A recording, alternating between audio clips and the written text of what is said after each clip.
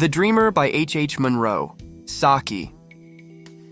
Once upon a time, in a grand town known for its magical sails, stood the august establishment of Walperus and Nettlepink. This enchanted store had lowered its prices for an entire week, much like an archduchess might catch a mild spell of influenza simply because it was the talk of the town. In this town lived a woman named Adela Chemping, who considered herself above the ordinary temptations of bargain sales. However, when the reduction week at Walpurgis and Nettlepink's arrived, she couldn't resist. "I'm not a bargain hunter," she declared, "but I like to go where bargains are." This revealed that even Adela had a gentle undercurrent of human weakness beneath her strong character.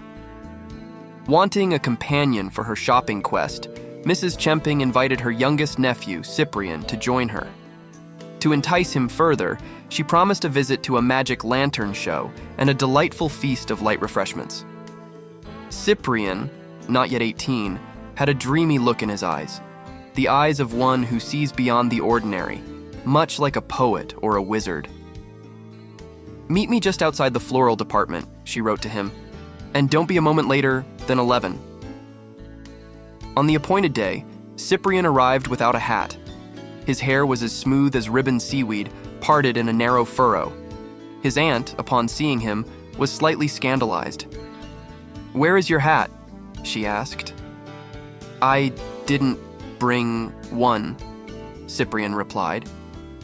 "It's such a nuisance when one is shopping. If one meets someone they know, they have to take their hat off while holding parcels.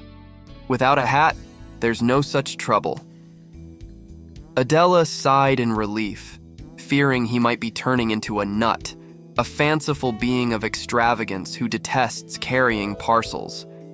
With her fears eased, she led him to the table linen counter. "We will go first to the table linen counter," she said. "I should like to look at some napkins." Cyprian, the dreamer, followed his aunt, wondering why anyone would find pleasure in looking at napkins they didn't intend to buy. His aunt soon diverted to the glassware department, explaining that her friend Millicent needed a couple of decanters and she herself wanted a salad bowl. After much deliberation, she bought 7 chrysanthemum vases. "These will do for presents next Christmas," she informed Cyprian. She also added 2 sunshades to her purchases, intended for Ruth Colson, who was moving to the Malay States. "Do you think Ruth will like blue or gray writing paper?" she asked Cyprian. "Gray," he replied, though he had never met Ruth. After a light lunch of a fish cake, a mince pie, and a small cup of coffee, Adela suggested buying a hat for Cyprian from the men's headwear section, which was having a sale. "I've got as many hats as I need at home," he said. "And besides, trying them on ruffles one's hair." Adela was slightly appeased but insisted on leaving their parcels in the cloakroom for convenience. "We shall be getting more parcels," Cyprian reasoned, "so we need not collect these until we're finished." Returning to the ground floor, Adela decided to re-examine the napkins, leaving Cyprian to meet her in the cutlery department. However, he was nowhere to be found. Later, she spotted him in the leather goods section, separated from her by a wall of suitcases. A determined lady, mistaking him for a shop assistant due to his bare head, asked the price of a handbag. Cyprian, unflustered, read the price tag aloud. "Black seal, 34 shillings, marked down to 28. Actually, we're clearing them out at 26 shillings. They're going fast." "I'll take it," the lady said, handing over the money. Several kind strangers helped Adela into the open air.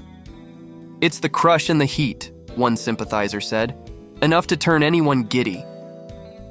When Adela next saw Cyprian, he was in the book department, the dreamy look in his eyes deeper than ever. He had just sold 2 books of devotion to an elderly canon. Adela couldn't help but smile, realizing that her dreamy nephew had a knack for navigating both the magical and mundane worlds with ease.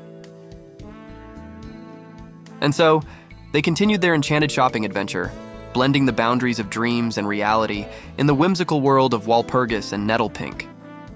Even in the most ordinary of activities, such as shopping, The magic of dreams and imagination can transform our experiences. Embracing both the mundane and the magical aspects of life can lead to unexpected joy and fulfillment.